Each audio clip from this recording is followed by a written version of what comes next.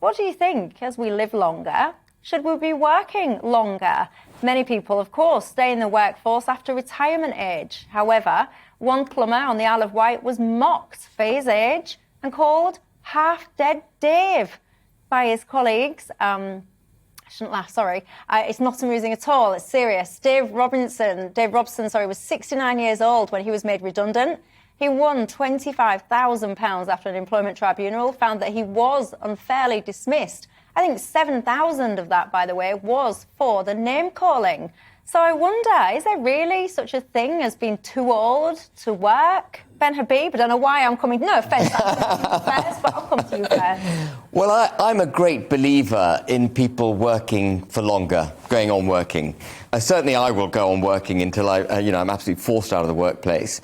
But, we are an ageing population, and we've got to recognise that. One of the reasons cost of living is going up is because we are an ageing population. There's a smaller and smaller working population in relation to the ageing aspect. And so they're having to work harder to support the rest. So I think we should all go on working longer. I think that... enforced retirement at a particular age is actually giving up on fantastic experience that people gain as they get older. And whilst I may be, now at the age of 56, slower and only very marginally less energetic than I was, I do think I've got much more experience. So I make up for my my slight slowness as a result of 30 years of work experience. And so a half-dead Dave should never have really been called half-dead Dave, and he should have been encouraged to go on and have a happy continued existence as a plumber for as long as he wanted to and was able to do so. Yeah, I do have to say the company said it was just banter, but obviously a tribunal ruled differently. Ali?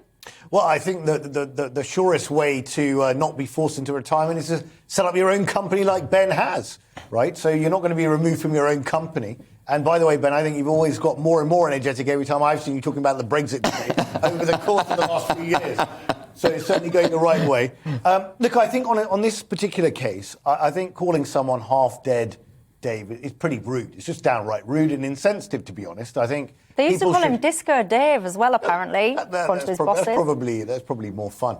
But no, I think we should treat each other with respect. I mean, there's no need to be rude to someone. Absolutely right. I think if there are certain professions where physically or mentally you're finding it difficult, for example, if you're a frontline army officer, for example, you might find it a bit difficult if you're driving a tank at age 69, right? I mean, physically, you might not be capable of doing it. I'm not saying that every 69-year-old will be in that position, but certainly some would. I wouldn't be able to do that now at age 47, right? So it does vary, and I also think that there are certain parameters. For example, magistrates have to retire at 70, I believe, because it's very demanding and very taxing when you're in the courtroom. You don't want to be making mistakes. You've got to be alert. So there are some areas where you do need to have certain faculties, either mental or physical, to do your work. But I do think, to Ben's point, we are going to be living longer. I do think people should be probably going to be having 2 or 3 careers in the course of their lifetimes, and we need to be more nimble. And what that does mean, Michelle, is that people need lifelong learning, skills as they grow older, to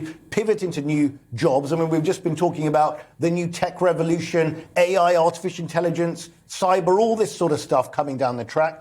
We do need people to fulfill these roles, and they don't all have to be just young people. Older people as well can add a lot to the workforce.